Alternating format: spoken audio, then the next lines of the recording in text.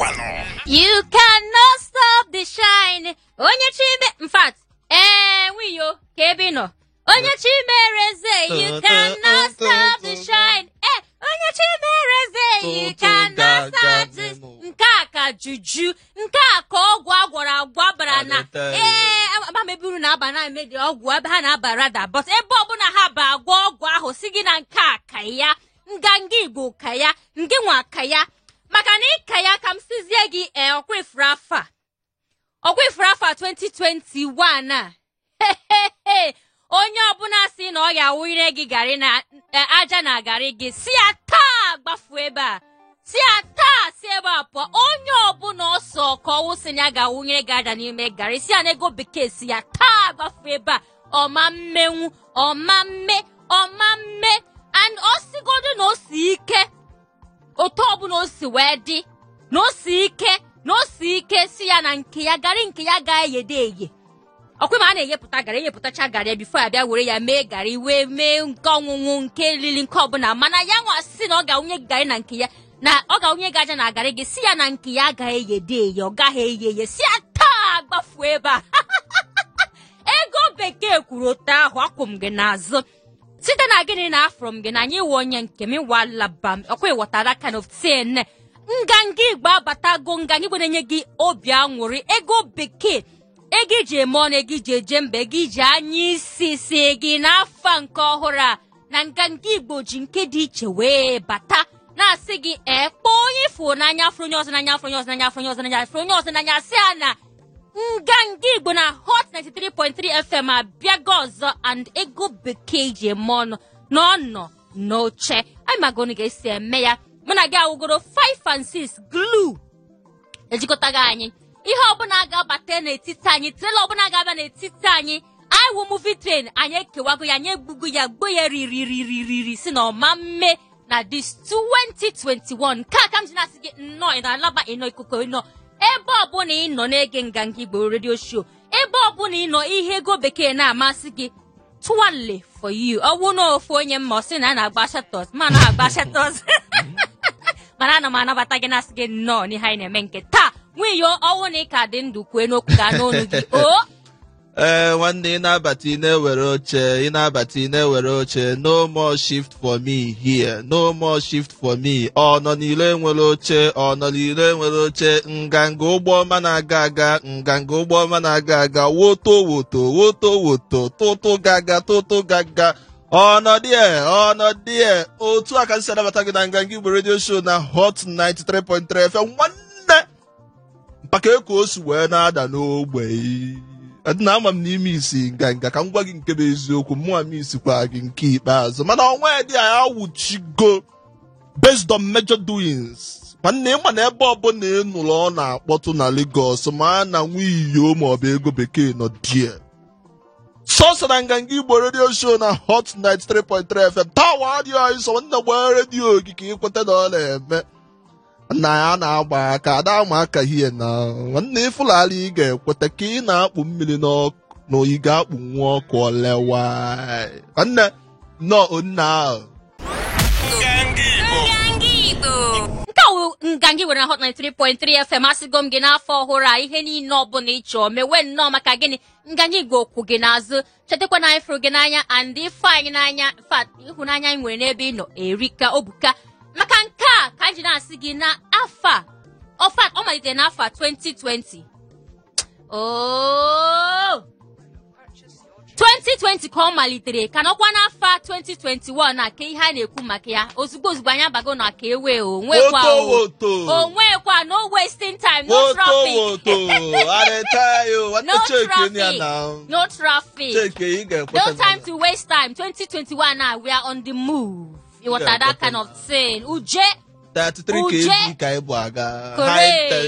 high tension nwanne ị nọchi ụzọ lewa ikwete na ọ na-eme na burnt offering ka ọ ga-awụ meche ihe na-asị na burnt offering you want that kind of thing lepu mana lekasị this is ọgwụ gị ị na-achọ ọcha ahụ na-achị ọkwa ịghọta that kind of laugh ị na-amụ amụ ị na-apịa mmadụ ihe mkpocha na nzacha ka ọ na-alụ egbugo m ọtọkam spread the gospel of Ngangigo. Spread it. Spread it. Maka gini nke awu ọgwụ yawu ịpụta na Tuesday ga nwụrụ ya wee nwere onwe gị. Owe Thursday ga nwụkwara ọzọ. Saturday. Nke Tuesday ga awụ 2 shots. Nke Thursday awụ 3 shots ma 4. Ịpụta na Saturday. I buru ihe niile nwụrụ finish the bottle maka Tuesday ọzọ you will renew it. All kinds of alloy what that kind of sin. Mana kai ba ọsịsọ na ka ewe ka ihe na-eme na n'obodo anyị a sim gị n'obodo anyị a dị nọmba. Mana sim na o malite na 2020. Ya na-akpa maka ya. Ama m na afụrụ m gị n'anya nke ahụ ka m magode makwa na gị nwafụrụ ego bekee n'anya afụkwa nwa iyo n'anya mana nke ka mkpa wụ na anyị nọgodo ndụ ịghọta 2020 ka apụtasị na COVID nọ kọwụmasị akwa eziokwu correct apụta na 2021 abịa sị na enwekwa ụdịrị ọzọ na-apụta no ya na ọ mụtago nwa ọ mụtago nwa nụ mana otu ọbụla o si sọ ka ọ dị ọ sị ya ụmụ ma na ịdị nganga Igbo mkpa ma na anyị nwa dịkwa gị mkpa so ihe ọbụla ị ga na-eme chete na COVID dị life call life or life nwe iyo ọbịa ka ebi enwe ọkwa malite ọzọ life or life correct or wrong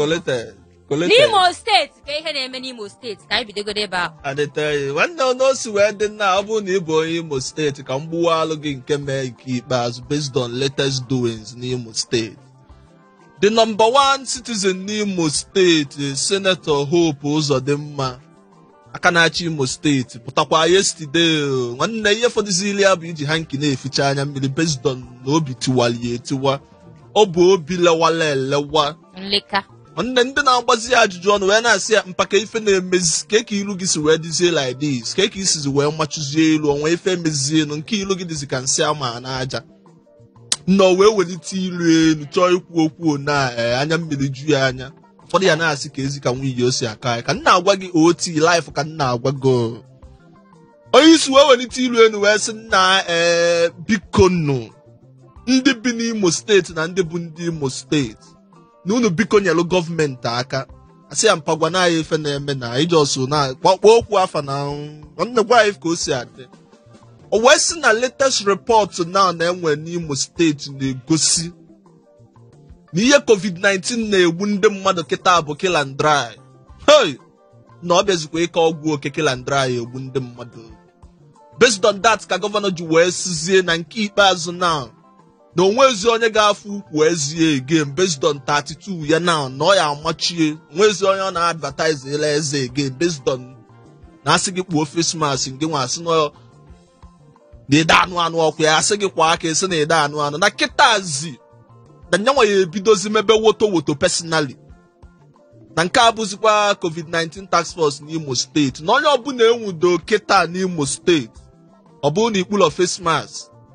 nwanne gị ga-agbalugodi CPS ozugbo olugodi police station ozugbo nwanne bife mali ihe na-eme na akpụpụgo court kpee gị ikpe na kịta na ọ bụzi nnukwu crime ma ọ bụrụ na ikpulọ face mask o wee kwukwazie na paakị niile dị n'Imo steeti na a ga-edobe sanitizer dobe mmiri eji akwa aka mpa n'ime gide isi na ị na-alụ agboro isi na ịbụ pasenja isi na ịbụ draiva yara ịkwa aka ma itinye alụ die na mee na aha ngịgo by the side ga-ebunilu ga-enu buli gị ozugbo amago bunigo woto pata ndoza kweta na ọ na-eme ka nna agwago mana dịka ọ na-ekwu nke kasị mma nke nka mma wụ ka m si kwue na mbụ wụ na ịdị anyị mkpa a na-ekwukwe ya ọzọ ịdị anyị ezigbo nnọọ mkpa anyị dịkwa gị mkpa anyị mana ndị hapụrụ n'ụlọ dịkwa gị mkpa nwee ka isi wee teki ihe niile anyị na-ekwu seriously mmabakwa gị ndụmọdụ si gị take it seriously na-ekpu face mask gị now just be washing the hand washing it ịsa ya ọzọ asị na fufu anọ n'iru m garị anọ n'iru m ofe nsala aka ebe ọ nọ kekwara ihe m ji na-asa aka ahụ na-asa ya onwe ha sanitizer ihe eji tinye n'akpa nke obele tinye ya n'akpa jiri ya na-agagharị iru ofe bụ imetụ ụpụrụ ihe aka just sanitize the hand ya gịnị ịdị nganga Igbo mkpa si gị gbalite redio gị ahụ gbalite ya si ka neighbor gị naanị ihe anyị na-ekwu ka onye na gị n'akụkụ naanị ihe anyị na-ekwu maka gịnị nke a bụ nganga Igbo radio show Blood Tonic gị na Tuesday, Blood Tonic gị na Thursday, Blood Tonic gị na Saturday. Maka nke a ka m si na-ajụkwa akwụkwọ na-asị gị na federal gọọmenti apụtago maka nke COVID a wepụta 10 billion naira bilibili ego totally for you federal government si ka anyị mee gịnị production of local vaccine ka anyị mepụtazie nke anyị nganga enwegoro vaccine anyị na-enye gị sef nke anyị pụta na Tuesday ga-agbara ya ka anyị enwego vaccine anyị nke anyị na-akpọ nganga Igbo radio show na-enye gị obi aṅụrị mana federal gọọmenti ewepụtago 10 billion naira si ka anyị lụwezie vaccine nke anyị ka anyị hapụ ị na-eche nke ndị obodo oyibo maka climate anyị dị n'iche na nke ndị oyibo so ihe ọbụla anyị ga na-alụ ga-awụkwa nke ga-adị anyị mma n'alụ so enyere onwe gị nsogbu anọkwa m asị gị don't take precautionary measures take it but onwe ka o si wee dị enyere onwe gị nsogbu na federal gọọmenti asịgo na anyị ga na-alụ gịnị nke anyị nke a si n'ọnụ Minister of Health Dr. Osage Onaire wee pụta so nke ahụ adịgo ka o si wee dị na-asị federal gọọmenti daalụ nọ na nke ọma ị na-alụ ka hapụzie nke ahụ COVID ka anyị baa n'ihe ọzọ ka ihe anyị na-aba n'ime ya nwunye ka anyị gụọ egwu a udo ka enyi anyị na-ede udo ka ihe na-ese hapụrụ m ihe m jide ihe nke a were nke a nwanne dị na mba nwanne m ka ewu nwanne gị ka m wuo onwe ihe na-ese anyị ka anyị were gịnị nwayọ dokwu a ka ihe na-eme na Anambra steeti aghọta m ihe na-eme na Anambra steeti nwunye o nwere ike ga-aghọta ihe na-eme na Anambra steeti can you please enlighten us ka ihe na-eme na Anambra steeti ọ gịnị nno si delu m na ọ dị m ka m tinye alụ dị ya kpọpụta onye ọbụla mebe onye ọbụla mbuli mba life ka m na-agwago chere ihe anyị na-ekwugodo uwu ka udo ga-esi wee dị ga-apụta na-eme mbuli what are you trying to do mmadụ niile anọ in the circle ịghọtago na mmadụ niile anụ na-ebute katakata anụnwa na ụlọ ya chọrọ udo na nso dị eliwe bụ ilesikwa ihe one ha si wee chi ya banye ife ndị ala ịghọtago etinye alụ dị emebisi ebe etu na ozugbo na afọ ga-asị na ọkụ ewu n'ụlọ mmadụ iche na ife niile ka udo na-ana kerozin ga-eburu petrol gasị na ị na-ikpu udo ga-aga wunye ndị petrol n'ime mba nọ n'ọwụ n'otu ahụ coming down gwagodo anyị ihe na-eme na Anambra steeti ka m gwa gị nke bụ eziokwu on Saturday ka anọgide na Anambra East Local Government Area obodo na-aba ama eri ụwa kamgbe ụwa nne mụrụ ha na-abọ obodo na-aba anụnwa sọ ọgwụ na mgba Ụmụeri na Aguleri obodo na-aba anụnwa onye ma Anambra steeti ọfụma ya ama na obodo na-aba na-enwere mgbe ọbụla udo na-achị n'etiti ha na-abụ mgbe ọbụla ọgwụ mgbe ọbụla esemokwu gịnị ka a na-azọ anị nkịtị anị dịkwa ebi ụwa anị ga-adịkwa na cheki ya mpaka ngwa gị ị na-azọ boundary na-enwere isi a na-azụ ewere ya na-egbu ndị mmadụ na-emebisi property ndị mmadụ nwanne ihe niile ị na-azọ naanị ị na-eme nke a bụ nke ị ga-ebi wee na nwanne ebutuo gị 6 feet na anị nwanne a ga-adọnye elu gaadị ka ibulie na bata akpọfuo nsọ mpọ gị ngwago nwanne butuo na nwere ebe eji jigijigijigi nwere ebe eji ime efe ndị ala eje ndị ga-ebutu calm down tell you na ka o si wee dị on Saturday mebisie amụnye ebe ndị mmadụ ọkụ mebisie property ndị mmadụ melụọ ndị mmadụ ahụ tell you ọkwa anyị nọ this morning na iji wee gwa gị nọ recurring decimal every year a na-anụ ọgwụ since 1992 ka ya in fact before 1992 ha esebego okwu a Emenike gbalụ Nigeria bọọlụ Emmanuel Emenike amụrụ ya na Anam pụta this morning wee kwuo na the year 1999 na akara igbue n'ọgwụ anwụ Ụmụeri na Aguleri ị ga-echeki since 1999 edozibu nwere okwu a cheki ya na aka na anụ ya even na 2021 how many years 22 years aka na-eme esemokwu a 22 years ọmụnwa nwanne ọbụla nwanne ọ bụ ọsaida ka cheki ya ọgwụgwụ dị mkpa agbọghọbịa ọwụ nọ mmadụ ife dịkwado ya na bụ na steeti gọọmenti Anambra steeti nke Chief Willie Mmadụ Abụrụ Chukwuobia na-akpọkuo dike apụtago wee sị based on na nyanwa bụkwa odogbu ọma mbala maka ọsaịdị a ka gọvanọ sikwa ịma na gọvanọ bụ onye Aguleri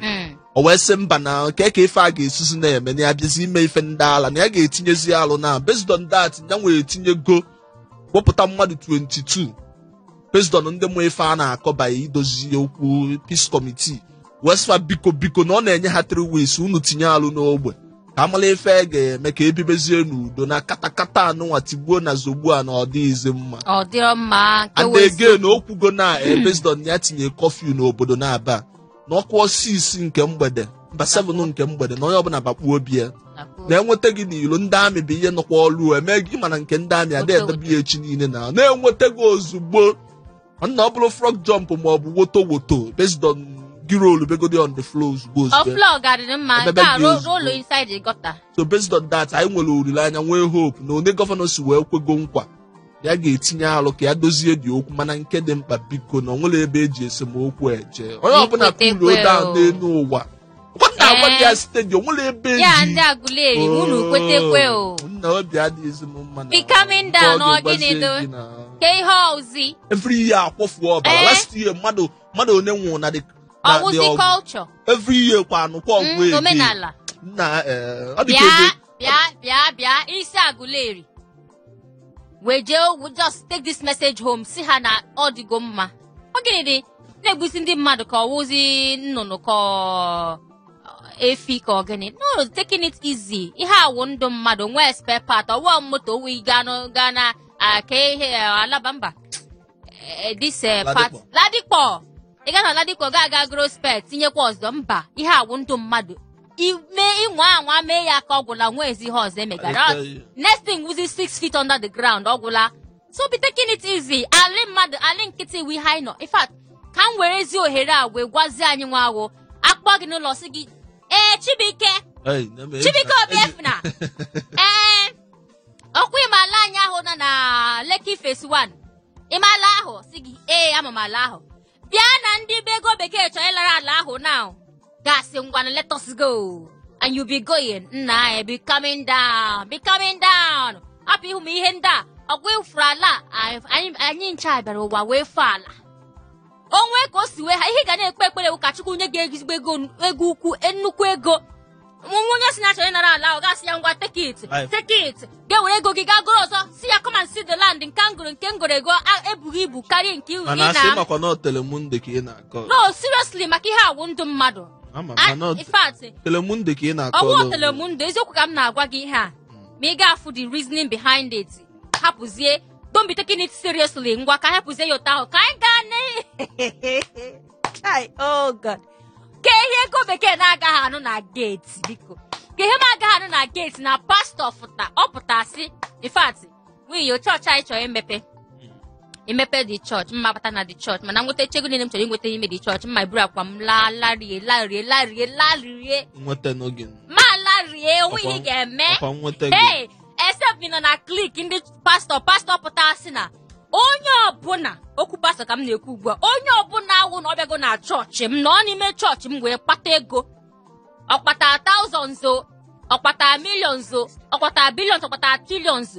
ọkpatacha ego a wee goro Lamborghini ụlọ buru ibu na Banana Island ọpụta sị na ya na-ahapụ my church nna ahụ ihe niile ahụ ị gụrụ ma ego ahụ niile ị nweta make sure I am coming to collect it mma bịa nara gị ego ahụ niile ị nwe ọ dị possible biko doo m anya ọ dị possible na the pastor gbara ahịfịa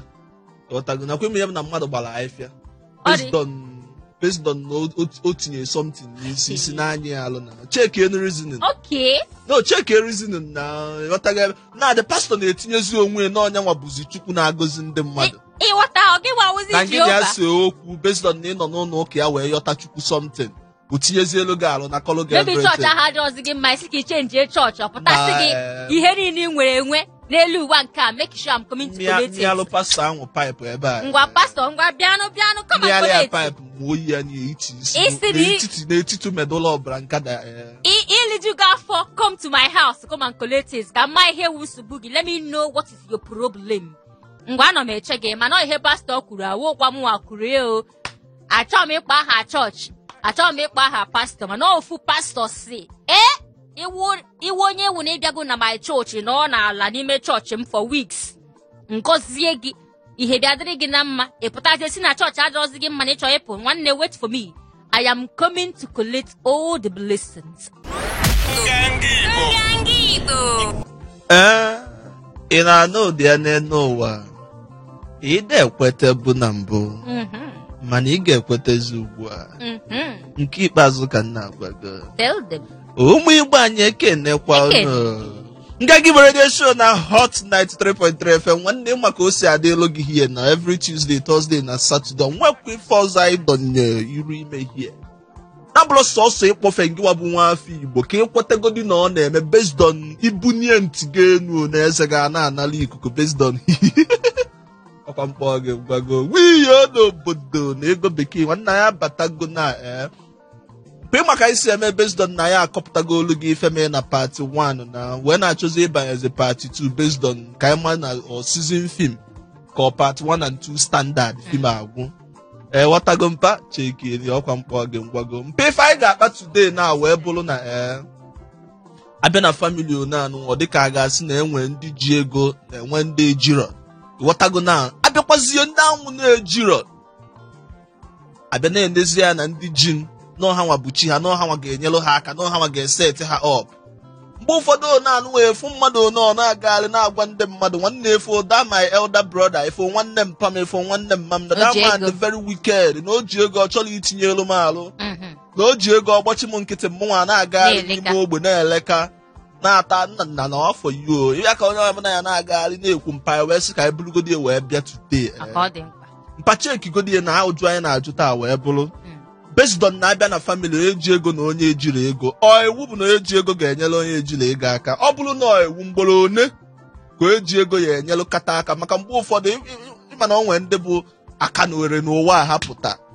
nwanne nyelugodi aka niile inyelụrụ ya n'elu ụwa inyelụsịa ya mesịa agagharịcha must come back o tinyekwa alụ ga-alụ again mpacha ọlụm something na nke izi inye na onwe ka mụ na ya si wee je so nke ibu anyị na-ajụ na abụ mgboro one ka e ga-enyelu nwu mmadụ aka ichinizie aka na ịkwọ aka Pontius Pilate ọ bụ onye si asị ịkwọpụ aka n'elu ụwa aka m apụpụ n'ime ya ugboro ole ọka anyị na-akpa na Hot 93.3 FM Gangi Radio Show. Okay, 08182426591. Iwu onye na-adị abata iji go the number already ọ dịgo n'ime fonu gị mana ọ bụrụ na nke awụ nke izizi gị mma kpọ ya ọzọ sị gị na 08182426591. Gangi Radio Show na Hot 93.3 FM ihe anyị na-akpata awụ maka abata na ezinụlọ ọ eziokwu na a ga-enwe onye nwere ego wee eziokwu na a ga-enwekwa onye ọ dịka jichi ihe mana ugboro ole ka onye a nwere ego ga-enyere onye na-enweghị ihe ma ọ na-enweghị ego like that aka tupu ọ sị na aka m just na ya bụ m onwe ihe nọ n'ime ya let us leave it there. Ihe ọma Ada pound from dollar. Nwanne Wiyo. Bute woto nna onye isi mpa. Kekwanụ, how are you? Odo, Adam of Clinton na-ekwu. Clinton, ọ dị ka ịlọtago njem. Ọ je honeymoon.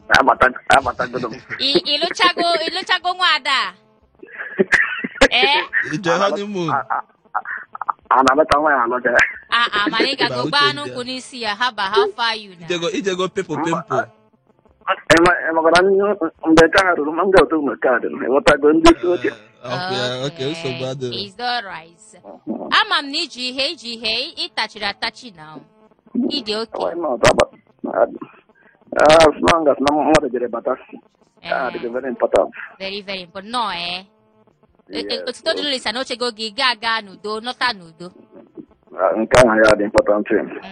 Clinton nke chọrọ itinye ọnụ ihe anyị na-ekwu taa mana bidogodo na nke iji ego ma inyere mmadụ aka. Nke inyere mmadụ aka na family ya na dị ahụ na ọhụhụ na iwu ọtago mana a na-asụ na akụzi ọnụ ire na afịa ala and inyere mmadụ aka first time at least ya dị acha azụ ije ya nke inyere ya ke hafa ke belong ke ihe o jere ya hụ na ọ onye na-eme business 500k enyere that money that time you check your business ọ na omege improve inwe happiness inyekwe another one mana onye nyere first one were ga nri igbo maka matakwa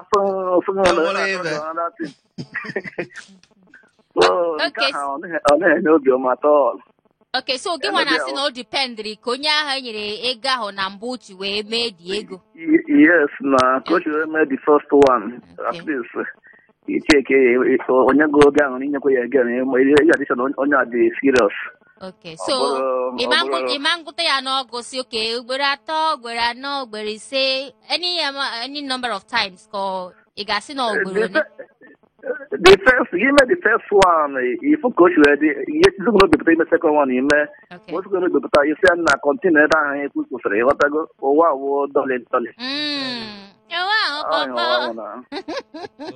Ọ dị mma Clinton. Emeka iweta anyị ihe iji wee lọta n'ụlọ. Good. I know me. I can go there. Very good. Atilosi. Hey, isi Toto Gaga. Toto. Alumpa. Gang Borodation na Hot 93.3 FM. Ugboro ole ka ihe nyere mmadụ aka nwanne gị nwoke nwanne gị nwaanyị aka tupu gasị mba agbaligom abịala na ebe m ọzọ ajụla m shishi nke awụkwa Sinji Men Association. Ọma. Maazị Charles na-ekwu. Maazị Charles. Yes. Maazị Charles ehihie ọma ka ebe isi na-akpọ anyị. Esi m Ikoyi wee na-akpọ. Ndị Ikoyi ngwa kwenụ. Ikoyi kwezọnụ. Ise. Maazị Charles. Si m na ị na-agbarụ nganga Igbo anwụrụ na Tuesday. Achọrọ m ịnụ ya ka n'oke olu. Just tie ya n'oke olu. Ana m ata nganga na Tuesday. Correct. Ngwa Maazị Charles. Akwụ ya pụta na Thursday nwụrụ ya ọzọ. Na Chineke debe anyị ndụ. Tụlụsi ya ọ ga-edego ndụ onwe ihe ga-eme gị. Amen. Ngwa baa n'ihe anyị na-ekwu. Obi bụ nke aṅụrị itinye ọnụ na isiokwu unu na-atụle n'ụbọchị tata. Okay. So, ya bụ ife bụ na ọ nọ ka ịdị na-ajụ mgbere one ka mmadụ ga-emebi ihe wee gbaghara ya. So n'echiche nke m ana m eche na ọ ya bụ Chineke gọzie gị tupu onye ị ga-enyere aka nyere ya. Mana mgbe ụfọdụ ike tinyebe anya n'ife o ji ego wee mee ị ga-enwekwa BP, ị ga-enwe hypertension. So to avoid hypertension. Asịkwa asị ọ bụ na ihe enyenye kama ọ bụ na ebu ọka ị chọrọ inye m ọ bụ na inye ebu ahụ o nwere ike ọgwa ikwe ebe ọ na-abanye ị nwere ike nye ofu ịghọtago ka na inyere ọkpacha o nwere ka ọ dị ị nwere ike nye ofu da na inyere ọchacha ya etinye n'anya n'ihe i nyere mmadụ ịchọ enye hapụzi ihe o ji ego wee mee hapụ ihe o ji wee mee tọwara nkịta ọkpụkpụ hapụzie ma oyezie ọya ya ndị n'onu oyezie wee gbaba ọsọ ọjọọ hapụrụ ya. Uche onye adịrọ ya njọ Maazị Charles. Eziokwu iche onye adịrọ njọ onye nwata ntị ka mụ tụnye. Ikwuru nke ọma daalụ sọ. Nwanne m nwoke onye isi ọnwa dị mpanọdụ mma okwu gị kwụ ọtọ mpa. Ana m anụ olu gị bisi ike ị na-eme ọfụma. Oke na ngwa njisi na ike onu. Daalụ sọ. Uche onye adịrọ ya njọ onye kpụburu anya kpụbụ si inye mmadụ ego cheki godo ihe o ji ego ahụ wee mee ọ nwere ihe o ji ego ahụ wee mee dị gị mma ga-enwe ike inye ya ọzọ. Onye nke a sị inye mmadụ ego mana o siri n'obi gị inye onye ahụ ego etinyezi n'uche ihe o ji ego wee mee ka ị ghara ibute BP mana ngị nwa nọ n'ụlọ nkwe ike echiche gị adị iche nye ihe ndị a kwuru ka ihe wu ebumnuche gị. Ehihie ọma. Ndewo. Ndewo sọ. Chika, Maazị Chika na-akpọ. Maazị Chika. Maazị No. Ka ebe isi akpọ Maazị? Ojuelegba. Ojuelegba. Ngwa ndị nke Ojuelegba take it kwezuwe no. Ndewo. Aha. Ngwa gaa n'iru sa. Yọma na-ekwu bụ onye ahụ ji ego ya kụzikere nwanne ya ka o si nweta ego ahụ. Ọ bụrụ every time. Nke a karị ngere ya bel. Gbam. Gaa n'iru na-eje. So at least ọ bụ na onye ya megodi establish onye ri aka mepere ya biznes ma ọ bụ chọọ ofu ya emepere ya ga na-agara aga. Ọ bụrụ the time ọ si anyị na ego mba machịrọ na ego a na-enye gị n'aka obere ọgwụ o kwesịrị ka ọ kụziere ka o esi kpata ego nke ya. Ọkwa ifu gị ihe m ji isi na ebumnuche onye ọbụla dị n'iche ha uche gị palliative nke Satọde a na-adịghị ezi palliative saa eleka ka mmadụ nọzi a sị gị bute ihe ọbụla ị na-ele butezie ya na Hot 3.3 FM ga anyị gboro show ka anyị lee ya ka anyị ma ego ga-apụta ka anyị wezie palie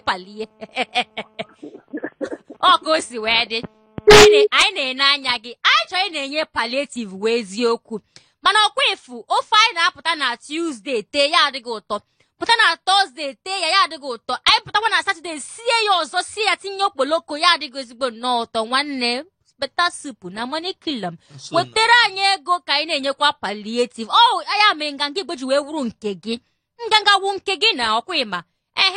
ana ọ ga-adị mma ka anyị bịa oge niile anyị na-eti ya n'oke olu na-asị gị weta ihe ọbụla ị na-ele ka anyị tiere gị mkpu ya butezie ya without us talking about it ịghọtara olide na Saturday palie ju ebe niile mana anyị gwara gị agwa na last Saturday si gị na palie ka nọ na high sea kọta na agbụrụ ebute ya na-abịa ọ na-abịa n'ụzọ mana nke taa ka awụ gịnị ihe anyị na-ekwu taa awụ ego ole ka ị ga-enyenwu nwanne gị nwoke tupu gasị ọ dịgo nnọọ mma sie pakizie mana nke a onye kpọrọ anyị the last ji wee kwuo si teach me how to fish don't give me the fish ya zi m ụzọ show me the way ọ bụ eziokwu ka anyị si kwue na ezinụlọ niile nwere onye ji ezigbo nnọọ nnukwu ego nwekwa onye ewu na ọ na-asị please sa bikonu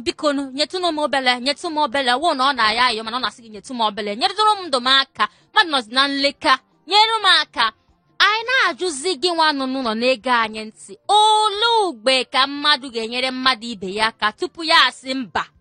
alụgo m nke dị oke maka onwe ndị ya enye ego ine anya ifu na ihe eji ego ahụ wee mee ọ maa mmasị gị isi gị nye ọzọ ya mee onye mgbu kpọrọ anyị si inye mmadụ ọ masị gị ihe o ji ego ahụ wee mee masị gị ga-enye ya ọzọ onye agbọpụta si etinyezi n'anya inye mmadụ o si gị n'uche inye mmadụ ihe nye ya si I surrender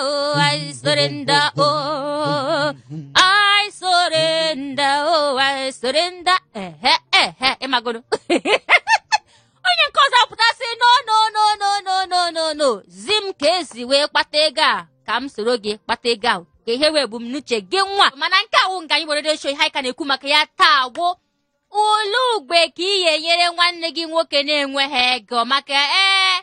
onwe ndị na-eji ego karịa ibe ha mana ịpụta a na-asị gị nwanne m nwoke nọ na Kafanchan o jikwa ihe mana ọ na-enyere m aka olu ugbe ka ọ ga-enyere gị aka tupu ka ekwete na omego nke ọma ka m jigodi gị nwe iyo maka amanụ m ole ego ole nọ na akaụntụ gị mana ya jụọ ị kwesịrị ịjụ mmadụ onye nyere oge aka enyemaka dị n'ụdị o nwee ike ọnwụ gị nwa ga-enyekwa onye ọzọ aka nwekwa ike onye ọzọ ga-enyere gị aka mana ka m jụgoro maka na nke ahụ ka ị chọrọ ka m jụọ gị mmadụ enye nugoro gị aka na mbụ olu ugbe ka onye ahụ nyere gị aka that's 2 in 1 ngwa let us answer it good morning good afternoon hapụ nke good morning ladies and gentlemen saa ihe m jụrụ gị ka m bido with all protocols duly observed ga-akpọkwa ha nwa ga-akpọkwa ego bekee tinye n'ime ya so panel of judges now o nwere ike ikwe nke m alike I'll judge it wrongly based on ihe anyị na-akpata ịma na ajọ so m nọdụ n'ofu mpempe na-akụrizinin n'isi ịghọtago na mpa mgbe ụfọdụ na-anụ nwa mmadụ nwere ike ọpụta one ide edoba alụ na onye dị one aji ego na onye lụrụ gị aka na onye dị one inyere aka dịkwa mma ịghọtafekwana m inye aka dị mma ịghọtago mana ọkwa ifụrụ agbụrụ ndị Igbo na one Chukwu si wee kee ndị Igbo Chukwu kelu ndị Igbo in a very special way na ịya fan Igbo man oyiri sọsọ ofu akwa sekpuru politin bag n'aka si village jebe Lagos jebe Abuja jebe ebe dị iche iche efu onye in the next 5 years onye anwa ego abụrụ nsị ọbọgụ ego adọla ebe niile. That is to tell you na onye Igbo onye bụ onye Igbo adịghị depend on anybody. Onye a mee ilu kịta na mgbago ugwu Hausa now ịghọtago na with all due respect na ihe na-emekwa ha ilu na mgbago ugwu Hausa efugasịa IDP camps internally displaced persons camp mana enwere ike ịfụ nwunye n'ala Igbo based on n'ala Igbo ma na-eme kwe ka ya nọdụ ofu ebe ị na-enye ya nri mba na ọ ga-achọ ka o tinye alụ n'obodo pụọ n'ilo ịghọtago na gbaa mbọ nke aka based on ọkwa iche na mụnwa na-eme okwu elu ọkwa iche na mụnwa na-eme okwu elu wait ka mma ihe onye a ga-ekwugodo first. Hello.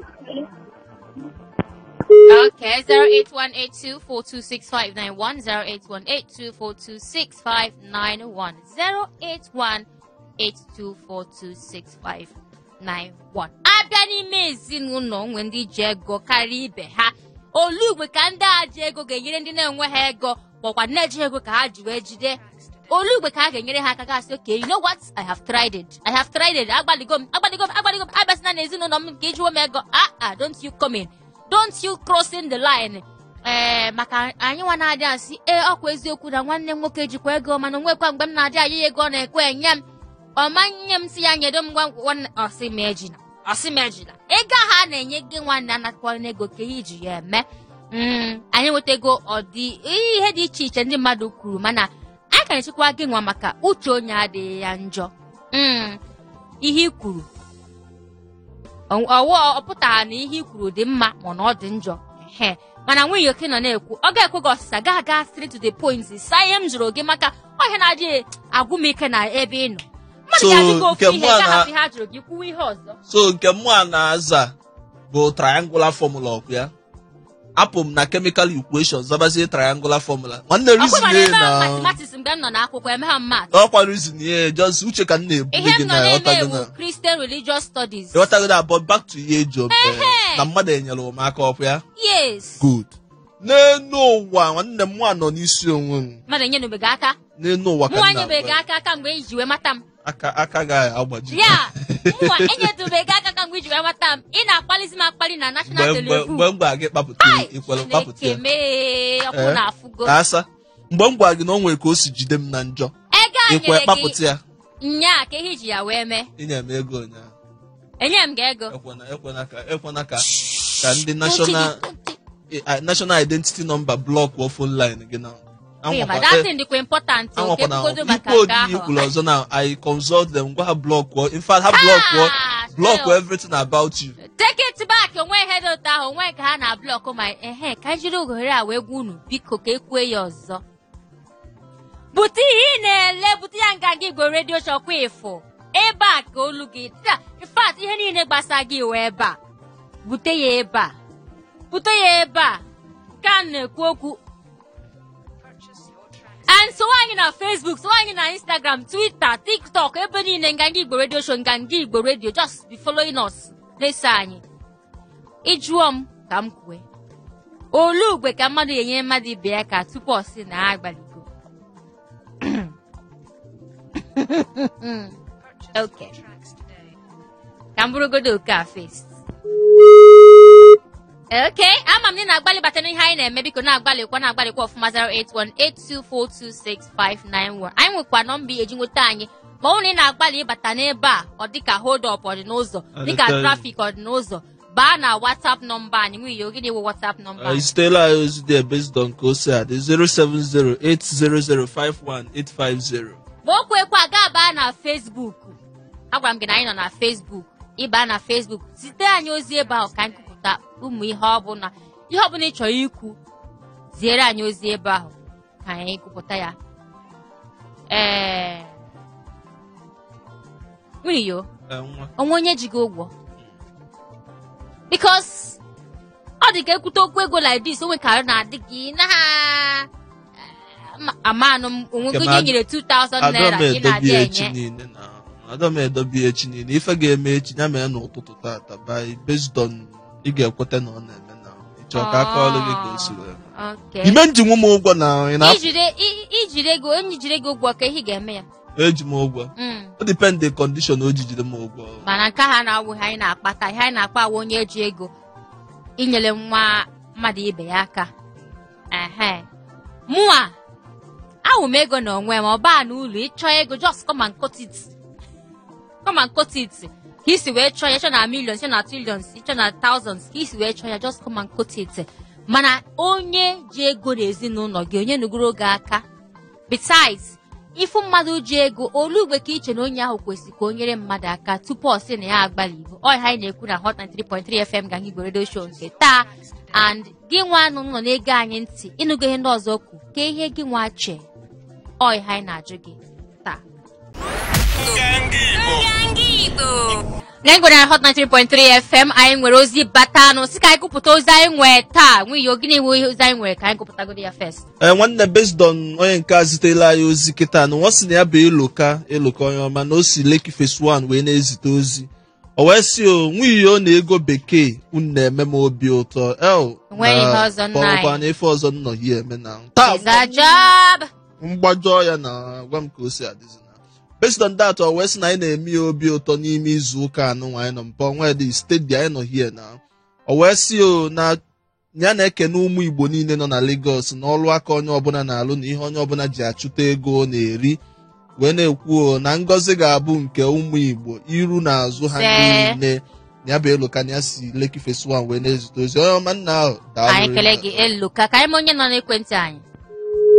Okay, 08182426591 08182426591. I gbalịa eburugodo ma okwu kuna abụ 2 calls and then we call it a day. Mama nwezi ọzọ batanụ. Okay, onye nke anụ zitere ozi mana o tinyere afịa.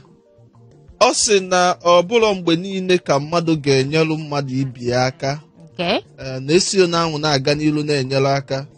na ụfọdụ ga-ada lezi na ụfọdụ ga-adị lezi hapụta tinyela mafia ọjọọ zite ozi daalụrị na onye zitere ozi ahụ ya enwezie lezi men association uche onye adịghị ya njọ ka uche ya adịghị ya njọ nke a ka anyị na-ekwugodo uche onye adịghị ya njọ ka esi wee fi ha na-akpa maka ya taa maka eziokwu uwu fingers are not equal ka ọ ka anyị ma ama